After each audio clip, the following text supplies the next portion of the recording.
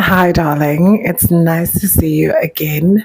So, today I want to talk about accent privilege or prejudice. And this video in particular was inspired by a lady named Lebo Marketing. She's from South Africa. And this video connects so well to a previous video that I did on the Siakolisi situation and the privileges that come when you are a Black person who went to private schools. I had alluded to that earlier in my mention. There was a section where I mentioned private school boys in the Siakolisi video, so do check that out. There's a link somewhere here. But I want to talk about accent privilege. But before we do that, how are you, darling? Hope you're well. Nice to see you here again.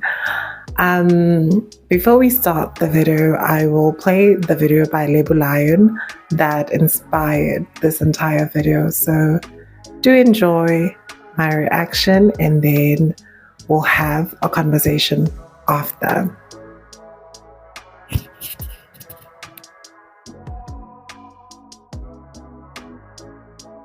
Like accent will be a great indicator for people within the culture to say, you don't belong here, you don't have the right accent for our culture. In this community, the culture says the accent is like this, the culture says the way you look is like this, right? So it's very important for us to understand that culture is the reason why accent privilege will be a thing, or pretty privilege will be a thing. It's all about the culture within a society, and that's why I keep saying that privilege is not universal, because it depends on where you are. So accent privilege is a real thing. It is an indicator of whether or not you fit into the society that has the most commercial power within that society. It's an indicator of whether you fit into that group that has the most commercial power in that society. And if you don't know how to fit into that group, you will be excluded. So you need to learn how to be like that culture to be able to reap the benefits of the whole system. So accent privilege is a real thing. Is it okay? No. That's why I actually wanted to use the definition of accent prejudice, because it is unfair for people to be excluded from certain things just because they're not subscribing to a culture. I have an understanding that not everyone wants to have in-depth conversation. So I'm not going to try to make it as deep as possible. I'll try to make it surface level for everyone. But here's my story. My story is that as a South African who went to public school in the township, my accent is essentially fake or created.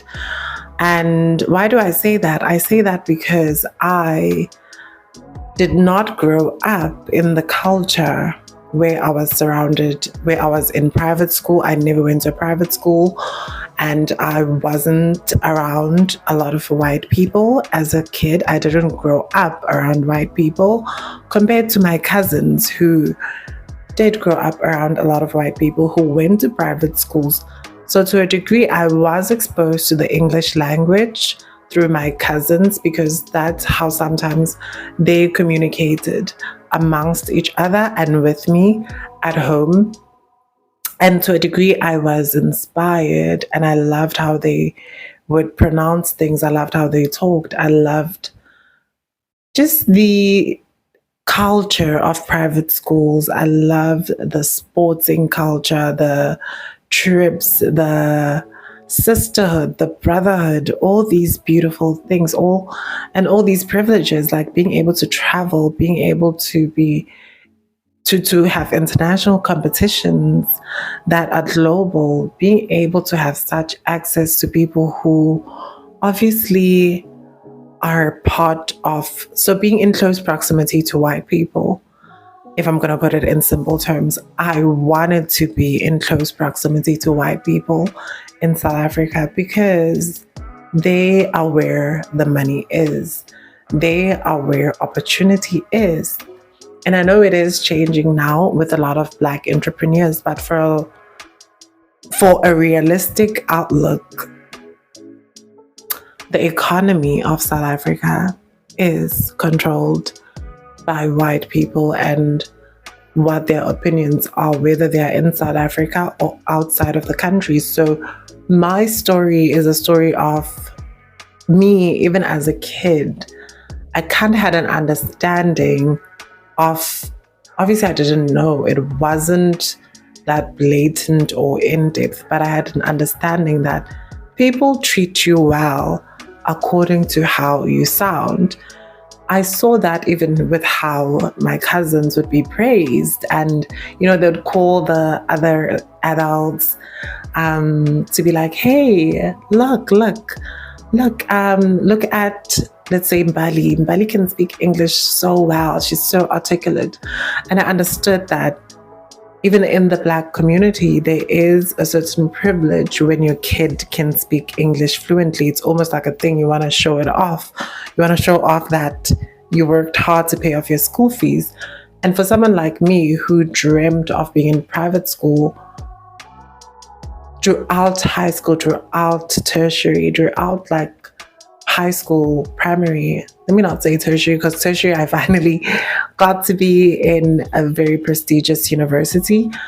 But I remember, just because of how much I had to create and learn from other people and movies and television, how to talk, I was not in close proximity to it. I had to learn from media and my cousins.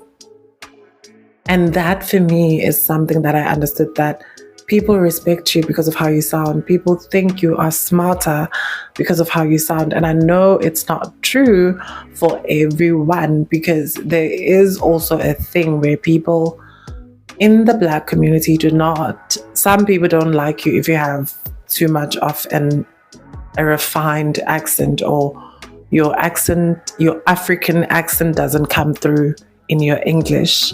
So you, like, whether you're South African, your home language doesn't seep into your English accent. And I understood that, because even at school, I would be pedestalized. Like I used to be in debating competitions. I used to be basically in the forefront of conversations. People were scared in class, obviously not everyone, but in class when I had to do a presentation, because they knew that I would obviously nail the presentation. Not because I'm more intelligent, because I know there were students who were way more intelligent than me, but because of how I sound and how I talk, people would be taken aback, because it is a thing. Like, I want us to be 100% honest. Like in South Africa, if you sound nice when you talk English, people think you're smarter. You think of the likes of Abo Vusi Tembekwayo, your I don't know who to think about, like your Bonangs, all these people who can talk eloquently and clearly are obviously put on a pedestal. And it's also a double-edged sword, because yes, you get to be in these spaces. Yes, you get to have opportunities. Yes, job opportunities are, I wouldn't say easier, but a little. You are like maybe one step ahead, because you appeal to the broader culture that controls the economy. As Lebo had mentioned, you appeal to white people. You appeal to the people control jobs, because you sound refined. You sound like, oh, you're not like the others. And it is problematic, I have to say, because even when I mentioned my attraction in the Siyakalisi video to men or Black men who went to private school, it is because there is a privilege that is associated with someone who can talk English properly. That's how I even got an international job. It's because of how I sound. I want us to actually be honest, especially in industries that are communication based. I'm not talking about engineering, science, but mostly careers that require you to communicate. How you sound is very important. Even in marketing, how you sound is very important. So I understood my attraction as older is that these Black boys represented a culture that I wanted to be a part of, and they had access because of how they sound. They were more appealing to the white demographic. And I don't want to, as much as I can try and not racialize it, but let's be honest, guys, like if you sound a little like a coconut, a little Caucasian, people do assume better. They have a better perception of you, because even when I went to Wits in my undergrad and I was meeting a lot of people for the first time, we socialize in undergrad, people assumed I was from a private school. They're like, oh, which school did you go to? Where? Which saint? I was like, saint? Okay. And it's just because of how I sound. People assume that you come from privilege. People assume that you have money. People assume that you are just having it easier. So there is prejudice. And I also understand that the prejudice is also when you don't have the English accent. When you don't have a clean or refined or articulate accent, people assume you are not intelligent. And we see it a lot, like even with politicians who don't sound as refined are often portrayed as chaotic and unruly. So that is something that I think we need to be honest. Yes, even bullying, I'm going to be honest, like sometimes in the township, if you can speak English well, now it becomes like less of a benefit, because some people will bully you because of how you sound. Like there were two girls that I remember who used to talk English every day in my township school, and they used to call them yo abelungu, like na babelungu bandlula, just because of how they sounded and how they prefer to talk English. So it is a double-edged sword, because you benefit, but also there are disadvantages to sounding articulate or sounding refined, and there are disadvantages because you are not relatable to the broader South African demographic. And I understand that's why even for certain influencers, they are more relatable to people if they have a more relatable accent, basically. So I think we need to have this conversation. And if you disagree with me, girl, let me know. Let me know what you could add more that I might learn. Because I saw even on Twitter, a lot of people had mixed emotions. Some people were like, this privilege doesn't exist. Some people were like, oh, yes, it does. And for me, I think, yes, it does. But to say that it's a privilege that gives you a way higher reputation or standing is not true. You're still Black. So yes, it might put me 2 levels higher than someone who doesn't have the whatever is deemed as the appropriate English accent. But we are still Black. We are still at the bottom of the race. And I'm not like, let's just be honest, reality is we're still at the bottom of the race. Even if I sound better, I'm just 2 steps ahead of other people. So if I'm incorrect, or I am not making sense, or you have a very different opinion, let me know. Or put a red heart emoji at the bottom if you managed to get to the end of this conversation. I would love to hear your opinions or see your red hearts at the bottom. And thank you, darlings.